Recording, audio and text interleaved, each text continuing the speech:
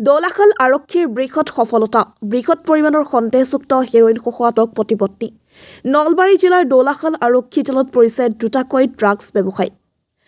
ব্যৱসায় কৰি এইবাৰ আৰক্ষী জালত পৰিল প্ৰতিপত্তি দৌলাখাল আৰক্ষী চকীৰ ভাৰপ্ৰাপ্ত আৰক্ষী বিষয়া ত্ৰিদীপ বৰাই গোপন খবৰৰ ভিত্তিত বুধবাৰে সন্ধিয়া দৌলাখালত ড্ৰাগছৰ বিৰুদ্ধে অভিযান চলাই ড্ৰাগছ ব্যৱসায়ৰ লগত জড়িত থকা দুই প্ৰতিপত্নীক আটক কৰিবলৈ সক্ষম হয় দৌলাখাল আৰক্ষী চকীৰ ভাৰপ্ৰাপ্ত আৰক্ষী বিষয়া ত্ৰিদীপ বৰাৰ নেতৃত্বত আৰু মাছটি আৰক্ষী চকীৰ ভাৰপ্ৰাপ্ত আৰক্ষী বিষয়া লুকমান আলী আহমেদৰ সহযোগত চলা এই অভিযানত আটক হয় ড্ৰাগছ ব্যৱসায়ী প্ৰতিপত্নী ধৃত ড্ৰাগছ ব্যৱসায়ী দুটা বৰপেটা জিলা সৰ্থেবাৰী থানাৰ অন্তৰ্গত মাছটিয়া গাঁৱৰ প্ৰয়াত ৰেজাক আলীৰ 30 বছৰীয়া পুত্ৰ জামাল আলী আৰু ধৃত জামাল আলী পত্নী বুলি জানিব পৰা গৈছে আৰক্ষীয়ে ধৃত জামাল আলীৰ পৰা এটা চাবোনৰ বাকচ ভৰ্তি সন্দেহযুক্ত হেৰোইন জব্দ কৰা সন্দেহযুক্ত হেৰোইনখিনিৰ ওজন 11.83 গ্ৰাম বুলি জানিব পৰা গৈছে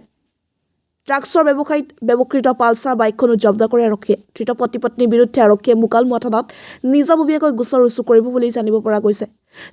মতে ধৃত জামাল আলী আৰু পত্নীয়ে মুকালমুৱা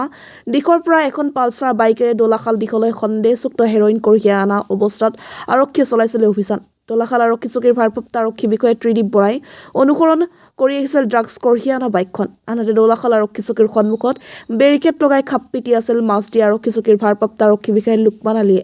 আৰক্ষী তৎপৰতাত উমান পাই আৰক্ষীৰ বেহুফালি পলাবলৈ চেষ্টা কৰি এটা পুখুৰীত জঁপিয়াই দিছিল ড্ৰাগছ ব্যৱসায়ী জামাল আলীয়ে দৌলাখালৰ মাছটি আৰক্ষীয়ে খেদি কৰায়ত্ব কৰে জামাল আলীক দীৰ্ঘদিন ধৰি জামাল আলীয়ে পত্নীৰ সহযোগত ড্ৰাগছৰ ৰমৰমীয়া ব্যৱসায় চলাই অহাৰ অভিযোগ উত্থাপন হৈ আহিছিল